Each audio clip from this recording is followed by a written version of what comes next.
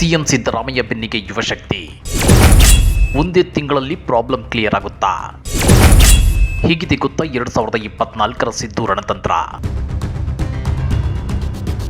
2024ರ ಲೋಕಸಭಾ ಚುನಾವಣೆಗೆ ರಾಜ್ಯ ಕಾಂಗ್ರೆಸ್ ಭರ್ಜರಿ ಸಿದ್ಧತೆ ನಡೆಸಿದೆ. 28 ಲೋಕಸಭಾ ಕ್ಷೇತ್ರಗಳ ಪೈಕಿ 25 ಸೀಟುಗಳನ್ನು ಗೆಲ್ಲಬೇಕು ಅಂತೇಳಿ ಸಿಎಂ ಸಿದ್ದರಾಮಯ್ಯ ಮತ್ತು ಡಿಸಿಎಂ ಡಿಕೆ ಶಿವಕುಮಾರ್ ಪಣ ತೊಟ್ಟಿದ್ದಾರೆ. ಆ ಮೂಲಕ ಕರ್ನಾಟಕದಲ್ಲಿ ಕಾಂಗ್ರೆಸ್ ಕಿಂಗ್ ಅಂತೇಳಿ ಹೈಕಮಾಂಡ್ ಮಟ್ಟದಲ್ಲಿ ಸಾಬೀತುಪಡಿಸೋಕೆ ಸಜ್ಜಾಗಿದ್ದಾರೆ. ಅದಕ್ಕಾಗಿ ರಾಜ್ಯ ಕಾಂಗ್ರೆಸ್ ಮಾಡಿರುವ ರಣತಂತ್ರ ಹೇಗಿದೆ ಗೊತ್ತಾ? ಅದನ್ನ ಡೀಟೇಲ್ ಆಗಿ ತೋರಿಸ್ತೀವಿ. ಆದ್ರೆ ಅದಕ್ಕಿಂತ ಮೊದಲು ಹಲೋ ಕನ್ನಡ ಯೂಟ್ಯೂಬ್ ಚಾನಲ್ ಅನ್ನು ಸಬ್ಸ್ಕ್ರೈಬ್ ಮಾಡ್ಕೊಳ್ಳಿ. ಹಾಗೇನೇ ಪಕ್ಕದಲ್ಲಿರೋ ಬೆಲ್ ಬಟನ್ ಅನ್ನು ಪ್ರೆಸ್ ಮಾಡಿ. ನಂಬರ್ 1, ಜನವರಿ 12ರಂದು ಯುವ ನಿಧಿ ಜಾರಿಗೆ. ಜನವರಿ 12ರಂದು ಸ್ವಾಮಿ ವಿವೇಕಾನಂದ ಜಯಂತಿಯಂದು ರಾಜ್ಯ ಕಾಂಗ್ರೆಸ್ನ 5ನೇ ಗ್ಯಾರಂಟಿ ಯೋಜನೆ ಜಾರಿಗೆ ತರೋಕೆ ರಾಜ್ಯ ಕಾಂಗ್ರೆಸ್ ಸಿದ್ಧತೆ ನಡೆಸಿದೆ. ಆ ಮೂಲಕ ಲೋಕಸಭಾ ಚುನಾವಣೆಗೆ 3 ತಿಂಗಳು ಬಾಕಿ ಇರೋ ಟೈಮಲ್ಲಿ ಯುವ ಸಮುದಾಯವನ್ನ ಸೆಳೆದು ರಾಜ್ಯದಲ್ಲಿ ಕಾಂಗ್ರೆಸ್ ಹೆಚ್ಚು ಸೀಟುಗಳನ್ನು ಗೆಲ್ಲೋ ರಣತಂತ್ರ ಹಿಡಿದಿದೆ.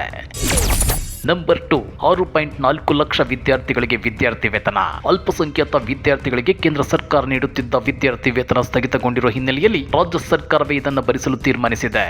6.4 ಲಕ್ಷ ವಿದ್ಯಾರ್ಥಿಗಳಿಗೆ ವಿದ್ಯಾರ್ಥಿ ವೇತನ ಬಿಡುಗಡೆಗೆ ಸಿದ್ಧವಾಗಿದೆ ಅಂತೇಳಿ ಸಿಎಂ ಸಿದ್ದರಾಮಯ್ಯ ಹೇಳಿದ್ದಾರೆ. ಆಯವ್ಯಯದಲ್ಲಿ 60 ಕೋಟಿ ರೂಪಾಯಿ ನಿಗದಿಯಾಗಿದ್ದು ಇಲಾಖೆಗೆ ಲಭ್ಯ ಅನುದಾನದಲ್ಲಿಯೇ ಮರು ಹಂಚಿಕೆ ಮಾಡಿ ಹೆಚ್ಚುವರಿ 40 ಕೋಟಿ ಭರಿಸಲು ಸೂಚಿಸಿದ್ದಾರೆ. ಅಲ್ಪಸಂಖ್ಯಾತರಿಗೆ ಸವಲತ್ತು ವಿತರಿಸುವ ವಿವಿಧ ಯೋಜನೆಗಳಿಗೆ ಆನ್ಲೈನ್ ಮೂಲಕ ಭಾರಿ ಪ್ರಮಾಣದಲ್ಲಿ ಅರ್ಜಿ ಸ್ವೀಕೃತವಾಗಿದ್ದು ಮುಂದಿನ ವರ್ಷ ಇದಕ್ಕೆ ಹೆಚ್ಚಿನ ಅನುದಾನ ಒದಗಿಸಲು ತೀರ್ಮಾನಿಸಲಾಗಿದೆ. ಆ ಮೂಲಕ ಯುವ ಸಮೂಹ ಕಾಂಗ್ರೆಸ್ ಬೆನ್ನಿಗೆ ನಿಲ್ಲುವಂತೆ ಮಾಡಿಕೊಳ್ಳೋ ಪ್ಲಾನ್ ಮಾಡಿದೆ ರಾಜ್ಯ ಕಾಂಗ್ರೆಸ್. ನಂಬರ್ 3, ಜನವರಿ ಕೊನೆಯಲ್ಲಿ ಉದ್ಯೋಗ ಮೇಳ. ಉದ್ಯೋಗಾಕಾಂಕ್ಷಿಗಳಿಗೆ ರಾಜ್ಯ ಸರ್ಕಾರ ಸಿಹಿ ಸುದ್ದಿ ನೀಡಿದ್ದು ಜನವರಿ ಕೊನೆಯ ವಾರದಲ್ಲಿ ಬೆಂಗಳೂರಲ್ಲಿ ಉದ್ಯೋಗ ಮೇಳವನ್ನು ಆಯೋಜಿಸಲು ಯೋಜಿಸಿದೆ. ಜನವರಿಯಲ್ಲಿ ರಾಜಧಾನಿ ಬೆಂಗಳೂರಲ್ಲಿ ಉದ್ಯೋಗ ಮೇಳ ನಡೆಯಲಿದ್ದು ಅದನ್ನು ಪರಿಣಾಮಕಾರಿಯಾಗಿ ಆಯೋಜಿಸಲು ಸಚಿವರ ತಂಡವನ್ನು ರಚಿಸಲಾಗುವುದು ಅಂತೇಳಿ ಸಿಎಂ ಸಿದ್ದರಾಮಯ್ಯ ಹೇಳಿದ್ದಾರೆ. ಆ ಮೂಲಕ ಚುನಾವಣಾ ಪ್ರಚಾರದಲ್ಲಿ ಮೋದಿ 2 ಕೋಟಿ ಉದ್ಯೋಗ ಸೃಷ್ಟಿಗೆ ಗುದ್ದು ಕೊಡೋ ಮಾಸ್ಟರ್ ಪ್ಲಾನ್ ನಡೆದಿದೆ. ನಂಬರ್ 4, 3 ಲಕ್ಷ ಮನೆಗಳ ನಿರ್ಮಾಣದ ಗುರಿ. ಅಲ್ಪಸಂಖ್ಯಾತರ ಕಾಲೋನಿ ಅಭಿವೃದ್ಧಿಗೆ 1000 ಕೋಟಿ ರೂಪಾಯಿಗಳ ಕ್ರಿಯಾ ಯೋಜನೆ ರೂಪಿಸಲು ಸಿಎಂ ಸಿದ್ದರಾಮಯ್ಯನವರು ಸೂಚಿಸಿದ್ದಾರೆ.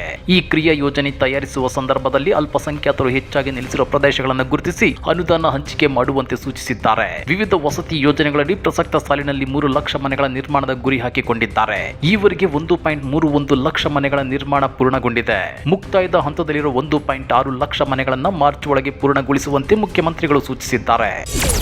ನಂಬರ್ 5, ಎತ್ತಿನಹೊಳೆ ಯೋಜನೆ ತ್ವರಿತಗೊಳಿಸಿ. ಕೋಲಾರದ ಕೆಸಿ ವ್ಯಾಲಿ 3ನೇ ಹಂತದ ಶುದ್ಧೀಕರಣ ಯೋಜನೆ ಇನ್ನೂ ಚರ್ಚೆಯ ಹಂತದಲ್ಲಿದೆ. 2ನೇ ಹಂತ ಶುದ್ಧೀಕರಣ ಮಾಡಲಾಗುತ್ತಿದ್ದು ಕೆರೆ ತುಂಬಿಸಲು ನೀರು ಬಳಸಲಾಗುವುದು ಅಂತೇಳಿ ಸಿಎಂ ಸಿದ್ದರಾಮಯ್ಯ ಹೇಳಿದ್ದಾರೆ.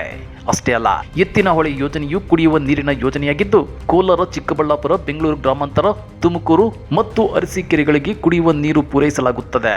ಕಾಮಗಾರಿಗಳನ್ನು ತ್ವರಿತಗೊಳಿಸಲು ಸೂಚನೆ ನೀಡಲಾಗಿದೆ ಅಂತೇಳಿದ್ದಾರೆ. ನಂಬರ್ 6, ರೆಬೆಲ್ ಶಾಸಕರಿಗೆ ವಿಶೇಷ ಹುದ್ದೆ. ನಿಗಮ ಮಂಡಳಿ ನೇಮಕ ಇನ್ನೂ ಕಗ್ಗಂಟಾಗೆ ಉಳಿದಿದೆ. ಇದರ ಬೆನ್ನಲ್ಲೇ ಸಿಎಂ ಸಿದ್ದರಾಮಯ್ಯ ಕಾಂಗ್ರೆಸ್ ಹಿರಿಯ ರೆಬೆಲ್ ಶಾಸಕರಿಗಾಗಿ ವಿಶೇಷ ಹುದ್ದೆ ಸೃಷ್ಟಿಸಿದ್ದಾರೆ.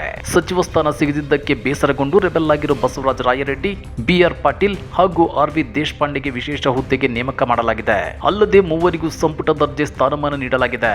ಬಸವರಾಜ ರಾಯರೆಡ್ಡಿ ಅವರನ್ನ ಸಿಎಂಗೆ ಆರ್ಥಿಕ ಸಲಹೆಗಾರರನ್ನಾಗಿ ನೇಮಕ ಮಾಡಿದ್ರೆ ಪಾಟೀಲ್ ಅವರನ್ನ ಸಿಎಂ ಸಲಹೆಗಾರರನ್ನಾಗಿ ನೇಮಕ ಮಾಡಲಾಗಿದೆ.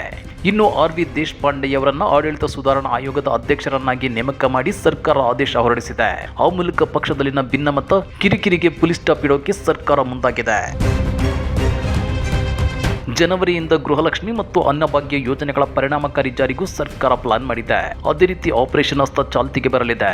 ಜೊತೆಗೆ ಮೋದಿ ಮತ್ತು ಬಿಜೆಪಿ ಸರ್ಕಾರದ ವೈಫಲ್ಯಗಳನ್ನು ಜನರ ಮುಂದಿಟ್ಟು ಕರ್ನಾಟಕದಲ್ಲಿ ಅತಿ ಹೆಚ್ಚು ಎಂಪಿ ಸೀಟುಗಳನ್ನು ಗೆಲ್ಲೋ ರಣತಂತ್ರ ಹೆಣೆದಿದೆ ಕಾಂಗ್ರೆಸ್. ಹಾಗಾದ್ರೆ ರಾಜ್ಯ ಕಾಂಗ್ರೆಸ್ನ ಈ ರಣತಂತ್ರ ಫಲ ಕೊಡುತ್ತಾ? ಇದು ವರ್ಕೌಟ್ ಆದ್ರೆ ಅಹಿಂದ ಮತಗಳು ಕಾಂಗ್ರೆಸ್ ಬೆನ್ನಿಗೆ ನಿಲ್ತಾವ? ಮಹಿಳೆಯರು, ಯುವಕರು ಕಾಂಗ್ರೆಸ್ಗೆ ಮತ ಹಾಕಿ ಬಿಜೆಪಿಗೆ ಬಿಸಿ ಮುಟ್ಟಿಸ್ತಾರ? ಕಮೆಂಟ್ ಮಾಡಿ, ವಿಡಿಯೋ ಲೈಕ್ ಮಾಡಿ, ಶೇರ್ ಮಾಡಿ.